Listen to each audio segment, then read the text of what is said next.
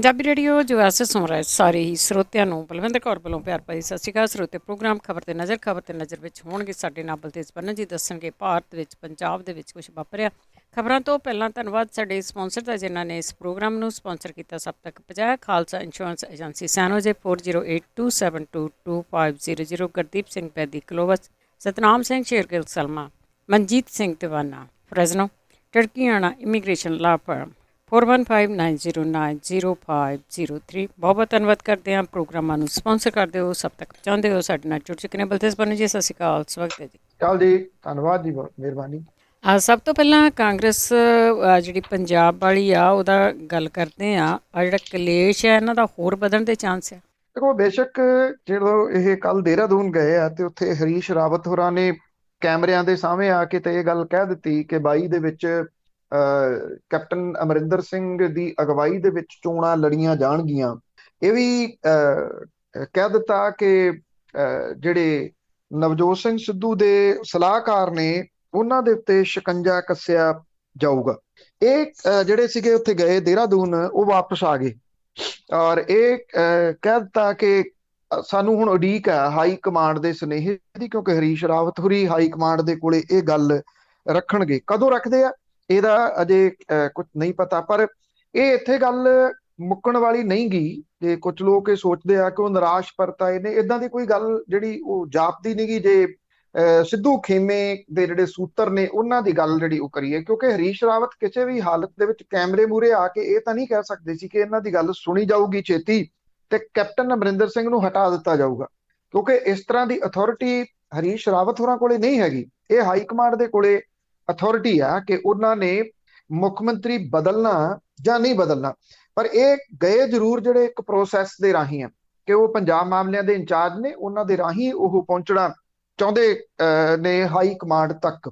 ਜਿਹੜੇ ਇਹ ਗਏ ਨੇ ਇਹਨਾਂ ਦੇ ਵਿੱਚੋਂ 3 ਇਸ ਤਰ੍ਹਾਂ ਦੇ ਨੇ ਜਿਹੜੇ ਕੈਪਟਨ ਅਮਰਿੰਦਰ ਸਿੰਘ ਹੋਰਾਂ ਦੇ ਖਾਸਮ ਖਾਸ ਰਹੇ ਨੇ। ਉਸ ਵੇਲੇ ਵੀ ਜਦੋਂ ਕੈਪਟਨ ਅਮਰਿੰਦਰ ਸਿੰਘ ਹੋਰਾਂ ਨੂੰ ਹਾਈ ਕਮਾਂਡ ਬਣਾਉਣਾ ਨਹੀਂ ਸੀ ਚਾਹੁੰਦੀ, 16 ਦੇ ਵਿੱਚ 15 ਦੇ ਅਖੀਰ ਦੇ ਵਿੱਚ ਪ੍ਰਤਾਪ ਸਿੰਘ ਬਾਜਵਾ ਹੋਰੀ ਜਦੋਂ ਇੱਥੇ ਪੰਜਾਬ ਪ੍ਰਦੇਸ਼ ਕਾਂਗਰਸ ਦੇ ਪ੍ਰਧਾਨ ਸਨ, ਸੁਖਜਿੰਦਰ ਸਿੰਘ ਰੰਧਾਵਾ, ਸੁਖਬਿੰਦਰ ਸਿੰਘ ਸੁੱਖ ਸਰਕਾਰੀਆ ਤੇ ਤ੍ਰਿਪਤ ਰਜਿੰਦਰ ਸਿੰਘ ਬਾਜਵਾ, ਇਹ ਤਿੰਨੇ ਜਿਹੜੇ ਨੇ ਉਹ ਵਿਟਰੇ ਕਿਉਂ, ਕਹਾਣੀ ਕੀ ਹੋਈ, ਇਹ ਕੈਪਟਨ ਅਮਰਿੰਦਰ ਸਿੰਘ ਹੋਰਾਂ ਦਾ ਜਿਹੜਾ ਜੀ ਉਹ ਮਸਲਾ। ਕਿਉਂਕਿ ਘੱਟੋ ਘੱਟ ਇਹ ਕਿਹਾ ਜਾਂਦਾ ਕਿ ਕੈਪਟਨ ਅਮਰਿੰਦਰ ਸਿੰਘ ਹੋਰਾਂ ਦੇ ਦੁਆਲੇ ਜਿਹੜੇ ਉਹ 2 ਤਰ੍ਹਾਂ ਦੇ ਉਹਨਾਂ ਦੇ ਬੰਦੇ ਸਨ। ਇੱਕ ਤਾਂ ਚਾਪਲੂਸ ਤੇ ਇੱਕ ਜਿਹੜੇ ਉਹਨਾਂ ਦੇ ਧੜੇ ਦੇ ਵਿੱਚੋਂ ਸਟਰੋਂਗ ਮੰਨੇ ਜਾਂਦੇ ਸਨ।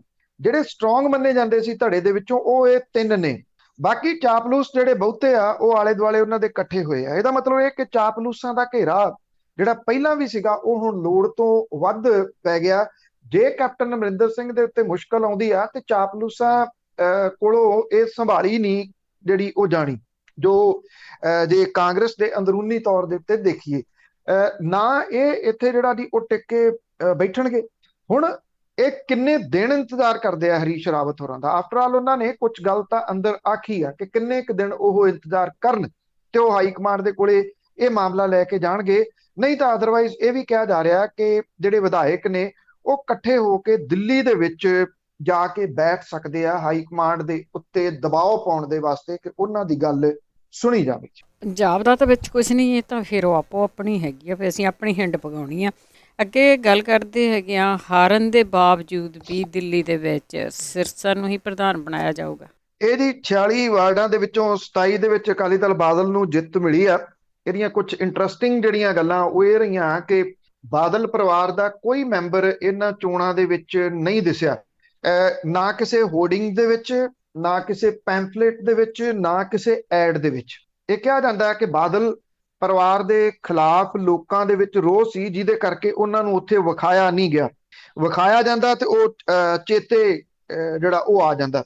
ਹਾਂ, ਜਿੱਤਣ ਤੋਂ ਫੌਰਨ ਬਾਅਦ ਪ੍ਰੈਸ ਕਾਨਫਰੰਸ ਜਿਹੜੀ ਉਹ ਸੁਖਬੀਰ ਸਿੰਘ ਬਾਦਲ ਹੋਰਾਂ ਨੇ ਕੀਤੀ। ਅਕਾਲੀ ਦਲ ਨੇ ਇਸ ਤਰ੍ਹਾਂ ਦੇ ਬਿਆਨ ਵੀ ਲਵਾਏ ਕਿ ਬੜੀ ਰਾਹਤ ਮਹਿਸੂਸ ਕੀਤੀ ਆ ਅਕਾਲੀ ਦਲ ਬਾਦਲ ਨੇ ਕਿ ਉਹਨੂੰ ਜਿੱਤ ਜਿਹੜੀ ਆ ਉਹ ਨਸੀਬ ਹੋਈ ਆ।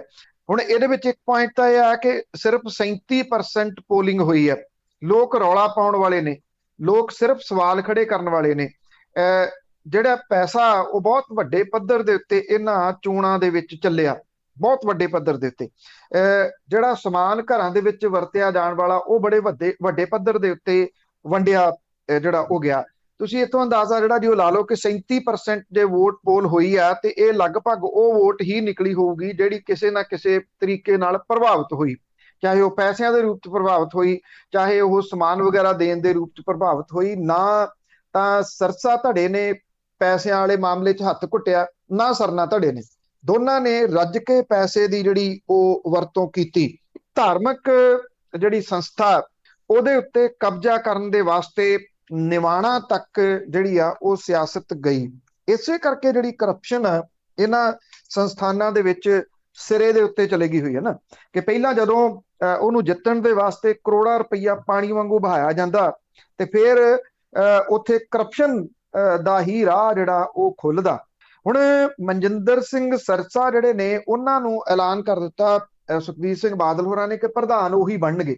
ਪ੍ਰਧਾਨ ਕਿਵੇਂ ਬਣਨਗੇ ਕਿ ਜਿਹੜੀ ਦਿੱਲੀ ਸਿੱਖ ਗੁਰਦੁਆਰਾ ਮੈਨੇਜਮੈਂਟ ਕਮੇਟੀ ਆ ਉਹਦੇ ਵਿੱਚ ਇਹ ਪ੍ਰੋਵੀਜ਼ਨ ਹੈਗਾ ਕਿ ਜਿਹੜੀ ਪਾਰਟੀ ਦੇ 15 ਮੈਂਬਰ ਜਿੱਤ ਜਾਂਦੇ ਆ ਉਹ ਇੱਕ ਜਾਣੇ ਨੂੰ ਨੋਮੀਨੇਟ ਕਰ ਸਕਦੇ ਆ।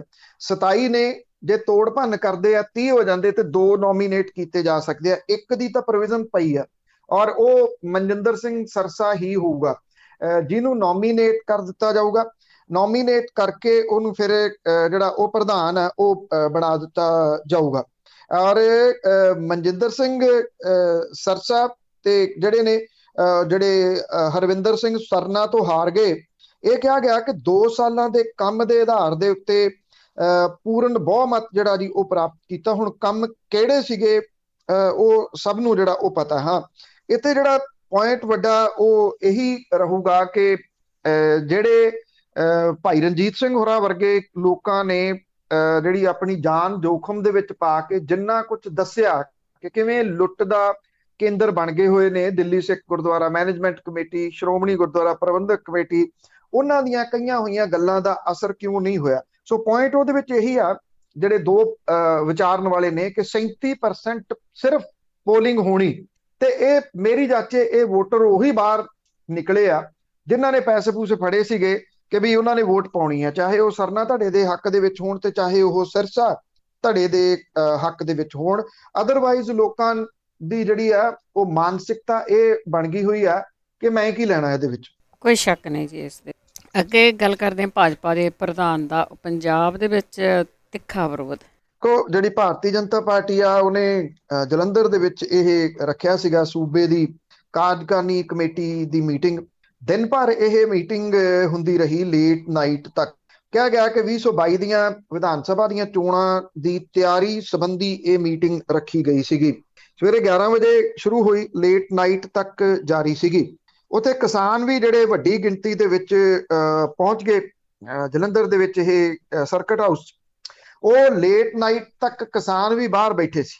ਪੁਲਿਸ ਦੀਆਂ ਵੱਡੀ ਗਿਣਤੀ ਦੇ ਵਿੱਚ ਧਾੜਾਂ ਜਿਹੜੀਆਂ ਉਹ ਮੌਜੂਦ ਸਨ ਔਰ ਇਹਨਾਂ ਧਾੜਾਂ ਨੇ ਜਿਹੜਾ ਸੀਗਾ ਉਹ ਕਿਸਾਨਾਂ ਨੂੰ ਰੋਕਣ ਦੀ ਕੋਸ਼ਿਸ਼ ਜਿਹੜੀ ਉਹ ਪੂਰਨ ਤੌਰ ਦੇ ਉੱਤੇ ਕੀਤੀ ਕਿ ਕਿਸੇ ਤਰੀਕੇ ਦੇ ਨਾਲ ਉਹਨਾਂ ਨੂੰ ਨੇੜੇ ਨਾ ਜਾਣ ਦਿੱਤਾ ਜਾਵੇ। ਬਹੁਤ ਜ਼ਬਰਦਸਤ ਵਿਰੋਧ ਜਿਹੜਾ ਸੀ ਉਹ ਕਿਸਾਨਾਂ ਨੇ ਇੱਥੇ ਕੀਤਾ। ਪੰਜਾਬ ਪ੍ਰਦੇਸ਼ ਭਾਜਪਾ ਦੇ ਪ੍ਰਧਾਨ ਦਾ ਭਾਜਪਾ ਜਿਹੜੀ ਆ ਉਹ 117 ਵਿਧਾਨ ਸਭਾ ਹਲਕਿਆਂ ਦੇ ਵਾਸਤੇ ਗੱਲਬਾਤ ਨੇ ਕੀਤੀ ਕਿ ਇਹਦੇ ਵਿੱਚ ਵਰਕਰ ਸੰਮੇਲਨ ਜਿਹੜੇ ਨੇ ਉਹ ਕੀਤੇ ਜਾਣਗੇ ਤੇ ਮਤੇ ਪਾਸ ਕੀਤੇ ਗਏ ਕਿ ਪ੍ਰਧਾਨ ਮੰਤਰੀ ਨਰਿੰਦਰ ਮੋਦੀ ਦਾ ਧੰਨਵਾਦ ਕੀਤਾ ਗਿਆ ਜਿਨ੍ਹਾਂ ਨੇ ਅਫਗਾਨਿਸਤਾਨ ਦੇ ਵਿੱਚੋਂ ਹਿੰਦੂ ਤੇ ਸਿੱਖ ਪਰਿਵਾਰਾਂ ਨੂੰ ਕੱਢ ਕੇ ਜਿਹੜਾ ਉਹ ਲਿਆਂਦਾ। ਔਰ ਕਾਂਗਰਸ ਦੇ ਜਿਹੜੇ ਸਲਾਹਕਾਰ, ਕਾਂਗਰਸ ਪ੍ਰਧਾਨ ਦੇ ਸਲਾਹਕਾਰ, ਉਹਦੇ ਵੱਲੋਂ ਪਾਕਿਸਤਾਨ ਦੇ ਬਾਰੇ ਦੇ ਵਿੱਚ ਕੀਤੀਆਂ ਗਈਆਂ ਟਿੱਪਣੀਆਂ ਦੀ ਨਿਖੇਧੀ ਜਿਹੜੀ ਉਹ ਕੀਤੀ ਗਈ। ਜਿਹੜੇ ਸੀਗੇ ਕਿਸਾਨ ਉਹ ਇਸ ਗੱਲ ਦੇ ਉੱਤੇ ਅੜੇ ਹੋਏ ਆ ਕਿ ਉਹਨਾਂ ਨੇ ਭਾਰਤੀ ਜਨਤਾ ਪਾਰਟੀ ਦਾ ਕੋਈ ਸਮਾਗਮ ਪੰਜਾਬ ਦੇ ਵਿੱਚ ਨਹੀਂ ਹੋਣ ਦੇਣਾ। ਜਿਹੜੇ ਸਰਕਟ ਹਾਊਸ ਨੂੰ ਆਉਂਦੇ ਰਾਹ ਸੀ ਉਹਨਾਂ ਦੇ ਉੱਤੇ ਬਹੁਤ ਸਖਤ ਬੈਰੀਕੇਡਿੰਗ ਜਿਹੜੀ ਆ ਉਹ ਕੀਤੀ ਹੋਈ ਸੀਗੀ। ਸ਼ਹਿਰ ਦੇ ਲੋਕ ਵੀ ਕਾਫੀ ਖੱਜਲ ਖਵਾਰ ਜਿਹੜਾ ਉਹ ਹੁੰਦੇ ਰਹੇ। ਭਾਜਪਾ ਦੀ ਮੀਟਿੰਗ ਦੇ ਬਾਰੇ ਪੁਲਿਸ ਨੂੰ ਅੱਧੀ ਰਾਤ ਤੋਂ ਸੂਚਿਤ ਕੀਤਾ ਗਿਆ ਸੀ। ਇਹਦੀ ਭਿਣਕ ਕਿਸਾਨਾਂ ਨੂੰ ਸਵੇਰੇ ਲੱਗੀ। ਜਦੋਂ ਭਿਣਕ ਲੱਗੀ ਤੇ ਉਸੇ ਵੇਲੇ ਇਹ ਜਿਹੜੇ ਸੀਗੇ ਮੇਨ ਨੈਸ਼ਨਲ ਹਾਈਵੇ ਦੇ ਨੇੜੇ ਇਕੱਠੇ ਹੋਣੇ ਸ਼ੁਰੂ ਹੋ ਗਏ ਕਿਸਾਨਾਂ ਨੇ ਉਹਨਾਂ ਨੂੰ ਉੱਥੇ ਰੋਕਣ ਦਾ ਯਤਨ ਕੀਤਾ, ਪਰ ਉਹਨਾਂ ਦੀ ਕੋਈ ਪੇਸ਼ ਨਹੀਂ ਚੱਲੀ। ਪੀਏਪੀ ਚੌਕ ਦੇ ਵਿੱਚ ਪਹੁੰਚੇ ਕਿਸਾਨ ਜਿਹੜੇ, ਉਹਨਾਂ ਨੂੰ ਉੱਥੇ ਵੀ ਰੋਕਣ ਦੀ ਕੋਸ਼ਿਸ਼ ਕੀਤੀ, ਪਰ ਉੱਥੇ ਉਹਨਾਂ ਨੇ ਧਰਨਾ ਲਾਤਾ, ਜਿਹਦੇ ਨਾਲ ਟ੍ਰੈਫਿਕ ਜਾਮ ਹੋ ਗਿਆ। ਪੁਲਿਸ ਨਾਕਿਆਂ ਨੂੰ ਪਾਰ ਕਰਦਿਆਂ ਕਿਸਾਨ ਜਿਹੜੇ ਸੀਗੇ ਉਹ ਸਰਕਟ ਹਾਊਸ ਦੇ ਬਿਲਕੁਲ ਨੇੜੇ ਤੱਕ ਜਿਹੜਾ ਉਹ ਪਹੁੰਚ ਗਏ।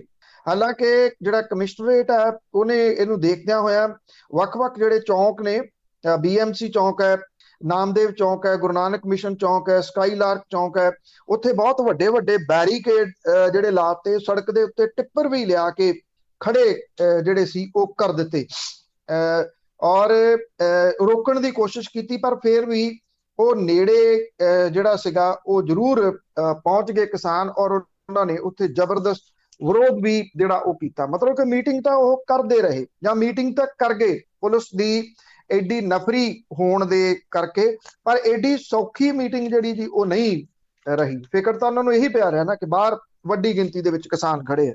ਜੀ ਇਹਨਾਂ ਦਾ ਪਹੁੰਚ ਜਾਣਾ ਹੀ ਬਹੁਤ ਜ਼ਿਆਦਾ ਹੈ। ਤੇ ਅੱਗੇ ਅਰਵਿੰਦ ਕੇਜਰੀਵਾਲ ਦੀ ਜੇ ਗੱਲ ਕਰੀਏ, ਪੰਜਾਬ ਦੇ ਵਿੱਚ ਆਵੇਗਾ ਤੇ ਮੇਰੇ ਖਿਆਲ 'ਚ ਕਿਸੇ ਨੂੰ ਸ਼ਾਮਲ ਵੀ ਕਰੂ। ਅੱਜ ਦੀ ਫੇਰੀ ਜਿਹੜੀ ਅਰਵਿੰਦ ਕੇਜਰੀਵਾਲ ਦੀ, ਔਰ ਉਹ ਅੰਮ੍ਰਿਤਸਰ ਦੇ ਵਿੱਚ ਉਹਨੇ ਆਉਣਾ, ਔਰ ਅੰਮ੍ਰਿਤਸਰ ਏਅਰਪੋਰਟ ਦੇ ਉੱਤੇ ਉਤਰਨ ਤੋਂ ਬਾਅਦ ਕਾਹਨੂੰ ਆਉਣ ਜਾਣਾ ਗੁਰਦਾਸਪੁਰ ਡਿਸਟ੍ਰਿਕਟ ਦੇ ਵਿੱਚ ਸੜਕੀ ਰਾਹ ਦੇ ਰਾਹੀਂ।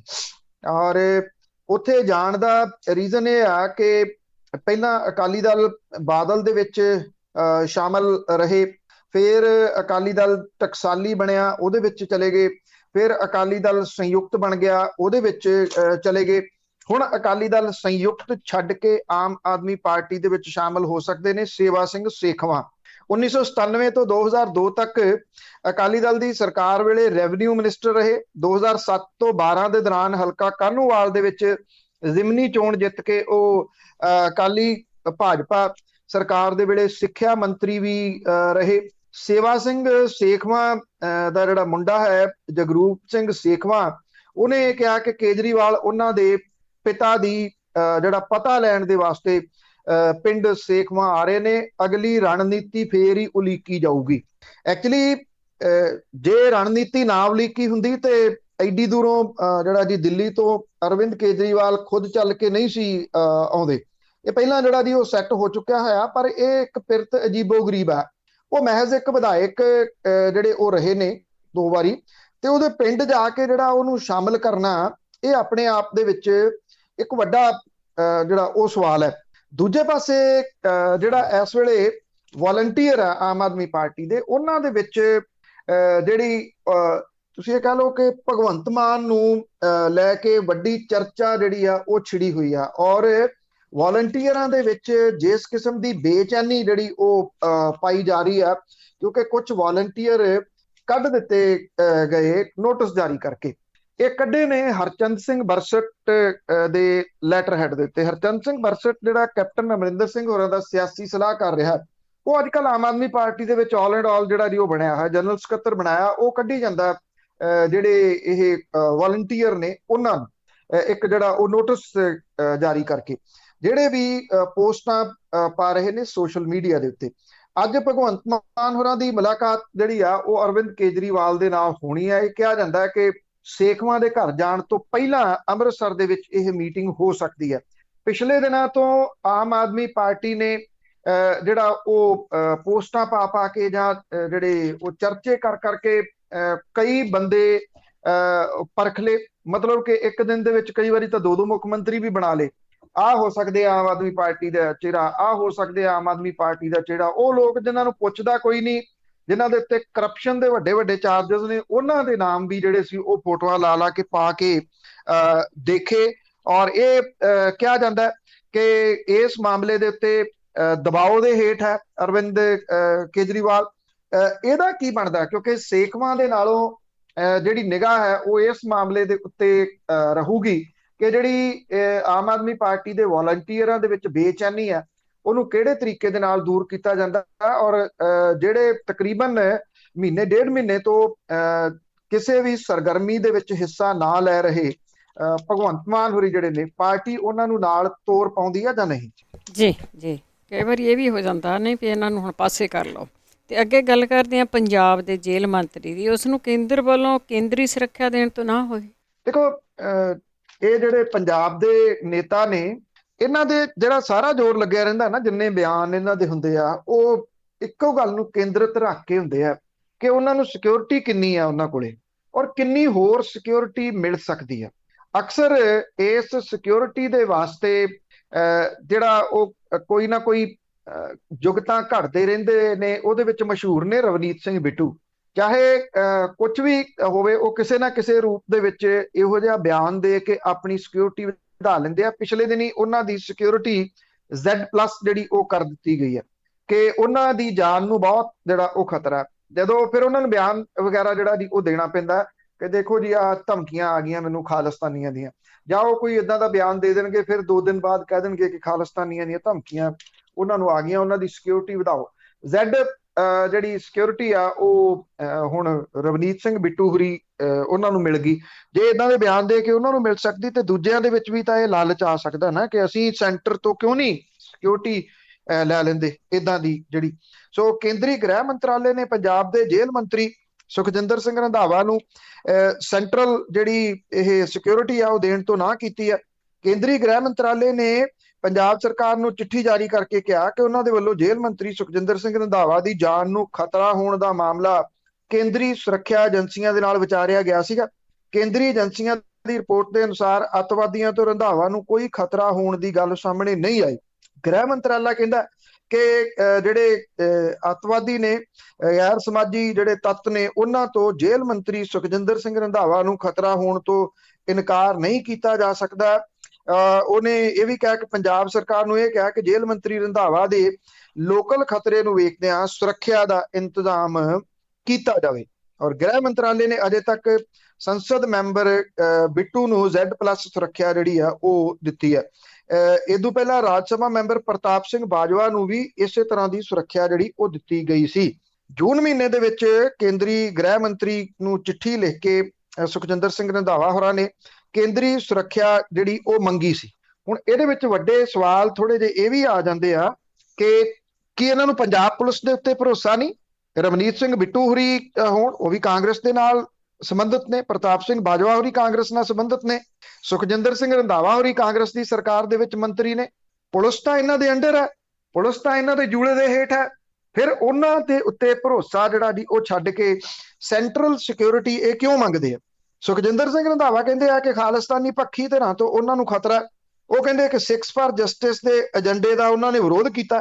ਡੇਰਾ ਸੱਚਾ ਸੌਦਾ ਸਰਸਾ ਦੇ ਵੱਲੋਂ ਧਮਕੀ ਭਰੀ ਚਿੱਠੀ ਦੇ ਵਿੱਚ ਉਹਨਾਂ ਦਾ ਨਾਮ ਸ਼ਾਮਲ ਕੀਤਾ ਗਿਆ ਕਿਉਂਕਿ ਉਹ ਬਰਗਾੜੀ ਤੇ ਜਵਾਹਰ ਸਿੰਘ ਵਾਲਾ ਮਾਮਲੇ ਦੇ ਵਿੱਚ ਇਨਸਾਫ ਲਈ ਪੈਰਵਾਈ ਜਿਹੜੀ ਆ ਉਹ ਕਰ ਰਹੇ ਨੇ। ਇਹ ਵੀ ਕਹਿੰਦੇ ਨੇ ਕਿ ਜਿਹੜੇ ਗੈਂਗਸਟਰ ਨੇ ਉਹਨਾਂ ਤੋਂ ਉਹਨਾਂ ਨੂੰ ਖਤਰਾ। ਹੁਣ ਇਹਦੇ ਵਿੱਚ ਵੱਡਾ ਸਵਾਲ ਇਹ ਆ ਜਾਂਦਾ ਕਿ ਜੇਲ੍ਹ ਮੰਤਰਾਲਾ ਉਹਨਾਂ ਦੇ ਅੰਡਰ ਆ। ਗੈਂਗਸਟਰ ਤਾਂ ਆਪਣਾ ਸਾਰਾ ਕੁਝ ਜਿਹੜਾ ਉਹ ਚਲਾ ਹੀ ਜੇਲ੍ਹਾਂ ਦੇ ਵਿੱਚੋਂ ਰਹੇ ਆ। ਜੇ ਉਹ ਜੇਲ੍ਹਾਂ ਦੇ ਵਿੱਚੋਂ ਚਲਾ ਰਹੇ ਆ, ਉਹਨਾਂ ਦੇ ਉੱਤੇ ਕੰਟਰੋਲ ਨਹੀਂ ਹੋ ਰਿਹਾ, ਤਾਂ ਇਹ ਜੇਲ੍ਹ ਮੰਤਰੀ ਦੀ ਡਿਊਟੀ ਹੈ ਕਿ ਉਹ ਉਹਨਾਂ ਦੇ ਉੱਤੇ ਕੰਟਰੋਲ ਕਰੇ। ਇਹ ਤਾਂ ਆਪਣੇ ਆਪ ਦੇ ਵਿੱਚ ਹੀ ਸਵਾਲ ਇਸ ਤਰ੍ਹਾਂ ਦੇ ਨੇ ਜਿਹੜੇ ਆਪਸ ਦੇ ਵਿੱਚ ਇੱਕ ਦੂਜੇ ਨਾਲ ਭਿੜ ਜਾਂਦੇ ਨੇ। ਬਸ ਸਵਾਲ ਭਿੜਨੇ ਲਈ ਰੱਖੇ ਹੋਏ ਆ ਜੀ। ਅੱਗੇ CBI ਦੀ ਜੇ ਗੱਲ ਕਰੀਏ ਤਾਂ ਅੰਮ੍ਰਿਤਸਰ ਦੇ ਵਿੱਚ ਥਾਂ ਥਾਂ ਤੇ ਰੇਡ, ਗੋਲੀਆਂ ਲੱਭੀਆਂ ਜਾ ਰਹੀਆਂ ਆ। ਵਿਧਾਇਕਾਂ ਤੇ ਮੰਤਰੀਆਂ ਸੰਤਰੀਆਂ ਦਾ ਨਾਂ ਬੋਲਦਾ। ਦੇਖੋ, ਇਹ ਗੋਲੀ ਉਹ ਆ ਜਿਹੜੀ ਬੰਦੂਕ ਚ ਪਾ ਕੇ ਨਹੀਂ ਚੱਲਦੀ, ਮੂੰਹ ਚ ਪਾ ਕੇ ਉੱਤੋਂ ਪਾਣੀ ਜਿਹੜਾ ਪੀਂਦੇ ਆ, ਟਰਾਮਾਡੋਲ। ਫਿਰ ਚੱਲਦੀ। ਵੈਸੇ ਨਸ਼ੇੜੀ ਇਹਨੂੰ 303 ਕਹਿੰਦੇ ਆ ਨਸ਼ੇੜੀਆਂ ਦੀ ਭਾਸ਼ਾ ਦੇ ਵਿੱਚ। 303 ਉਹਦੇ ਵੈਸੇ ਰਾਈਫਲ ਹੁੰਦੀ ਹੈ। 12 ਲੱਖ ਗੋਲੀ ਸੀਗੀ ਜੀ ਇਹ ਟਰਾਮਾਡੋਲ ਦੀ, ਜਿਹੜੀ ਅੰਮ੍ਰਿਤਸਰ ਦੇ ਵਿੱਚ ਫੜੀ ਗਈ।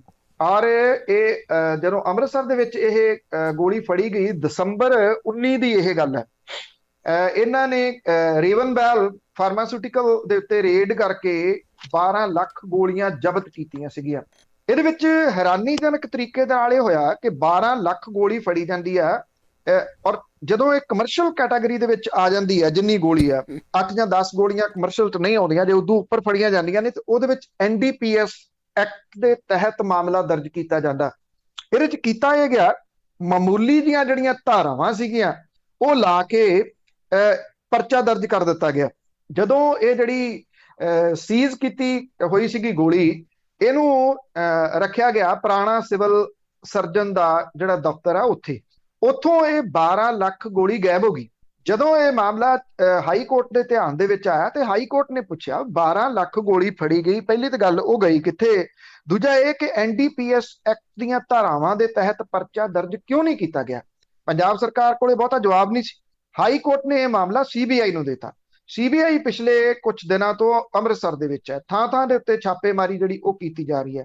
ਇਹਦੇ ਵਾਸਤੇ ਪੁਰਾਣੇ ਸਿਵਲ ਸਰਜਨ ਦੇ ਦਫ਼ਤਰ ਦੇ ਵਿੱਚ ਵੀ ਛਾਪਾ ਜਿਹੜਾ ਉਹ ਮਾਰਿਆ ਗਿਆ, ਜਿੱਥੇ ਡਰੱਗ ਡਿਪਾਰਟਮੈਂਟ ਨੇ ਦਵਾਈਆਂ ਨੂੰ ਸੀਲ ਕਰਕੇ ਰੱਖਿਆ ਹੋਇਆ ਸੀਗਾ ਵੀ ਇਹ ਗਈਆਂ ਕਿੱਥੇ। ਹੁਣ ਇਹ ਵੀ ਪਤਾ ਲੱਗ ਰਿਹਾ ਕਿ ਸੀਬੀਆਈ ਦੇ ਕੋਲੇ ਇਹ ਹੈ ਕਿ ਇੱਕ ਮੰਤਰੀ ਤੇ ਇੱਕ ਵਿਧਾਇਕ ਜਿਹੜਾ ਉਹਨਾਂ ਨੇ ਸਿਹਤ ਵਿਭਾਗ ਦੇ ਅਧਿਕਾਰੀਆਂ ਦੇ ਉੱਤੇ ਕੇਸ ਨੂੰ ਕਮਜ਼ੋਰ ਕਰਨ ਦਾ ਦਬਾਅ ਬਣਾ ਕੇ ਰੱਖਿਆ, ਭਾਵ ਕਿ ਐਨਡੀਪੀਐਸ ਐਕਟ ਦੇ ਤਹਿਤ ਉਹ ਪਰਚਾ ਦਰਜ ਨਹੀਂ ਹੋਣ ਦਿੱਤਾ। ਦੂਜੀ ਉਹ ਜਿਹੜੀ ਗੋਲੀ ਸੀ ਉਥੋਂ ਗਾਇਬ ਕਰਵਾ ਜਿਹੜੀ ਉਹ ਦਿੱਤੀ।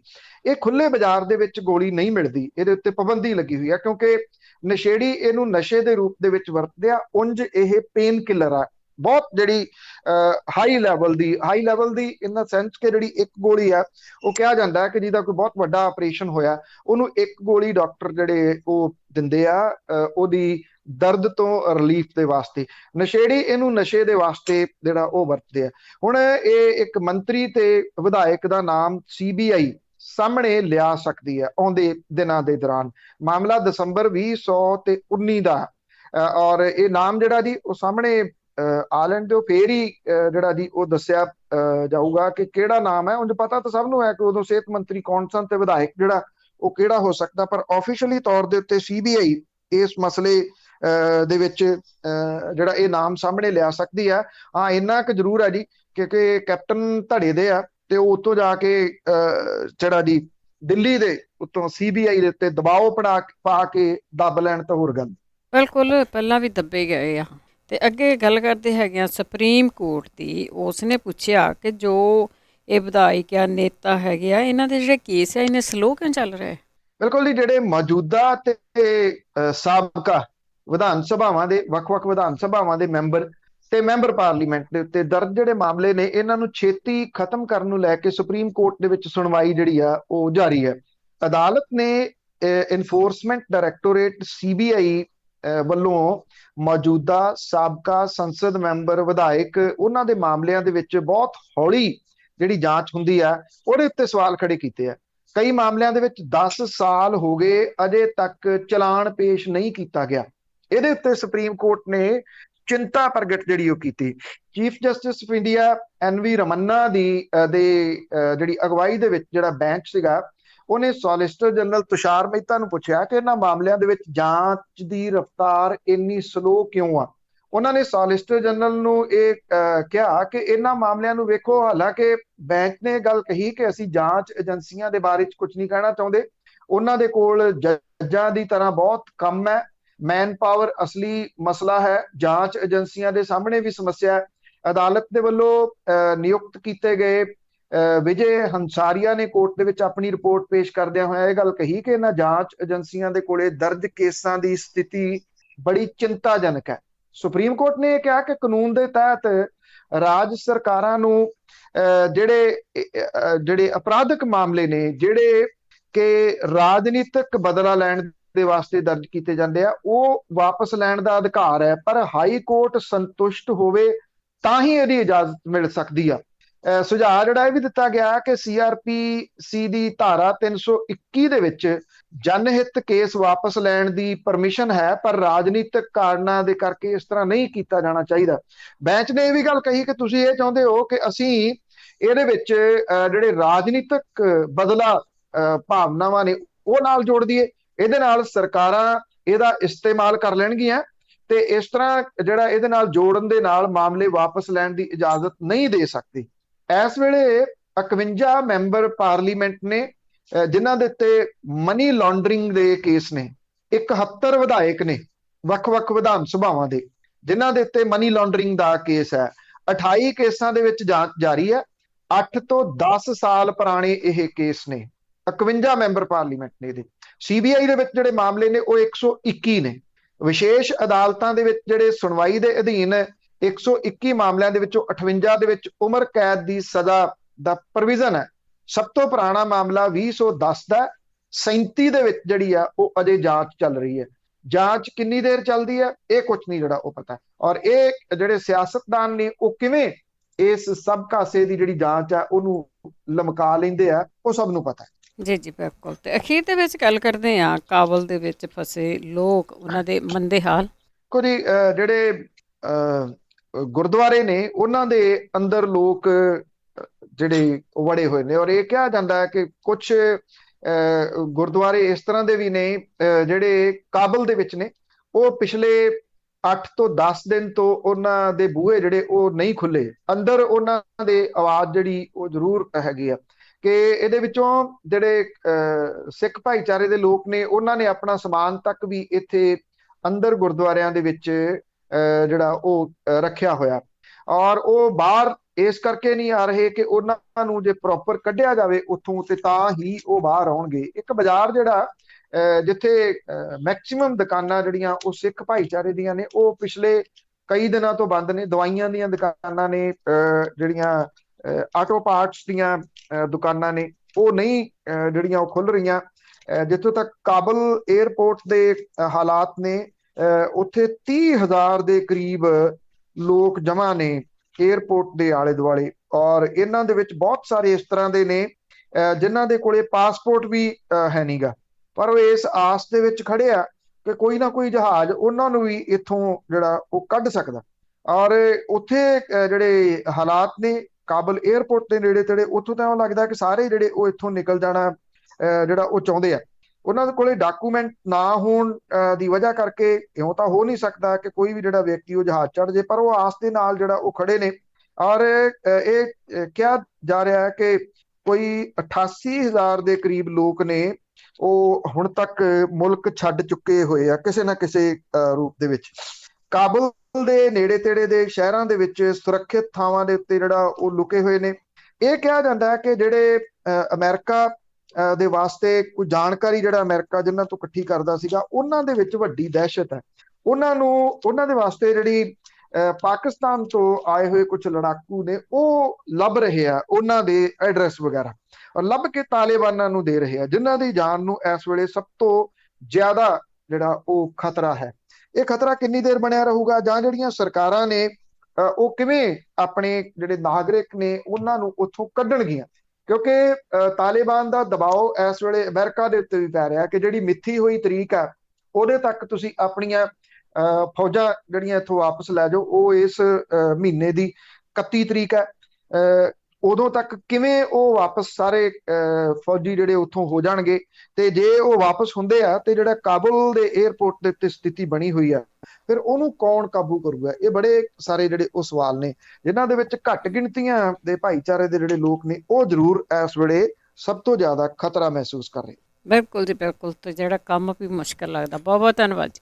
ਮਿਹਰਬਾਨੀ ਜੀ, ਧੰਨਵਾਦ ਜੀ, ਸਤਿ ਸ਼੍ਰੀ ਅਕਾਲ। ਸਤਿ ਸ਼੍ਰੀ ਅਕਾਲ। ਤੇ ਸਰੋਤੇ ਸਨ ਬਲਤੇਜ ਪੰਨੂ ਜੋ ਸਾਡੇ ਨਾਲ ਜੁੜਦੇ ਨੇ, ਕਰਦੇ ਨੇ ਖਬਰਾਂ। ਇਸੇ ਦੇ ਨਾਲ ਸਾਡਾ ਅੱਜ ਦਾ ਬੁਲਟਨ ਇੱਥੇ ਸਮਾਪਤ। ਬਲਵਿੰਦਰ ਕੌਰ ਵੱਲੋਂ ਆਪ ਸਭ ਨੂੰ ਪਿਆਰ ਭਰੀ ਸਤਿ ਸ਼੍ਰੀ ਅਕਾਲ।